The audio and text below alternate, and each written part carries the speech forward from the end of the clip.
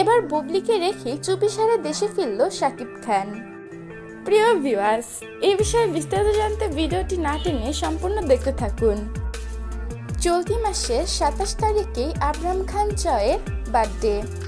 নেটিজেনরা ধারণা করেছিল বড় ছেলে জয়ের জন্মদিনে হয়তো শাকিব খানকে দেখা যাবে না, কিন্তু এই গুঞ্জন এড়িয়ে চলতি মাসের 17 তারিখে শাকিব খান দেশে ফিরেছে।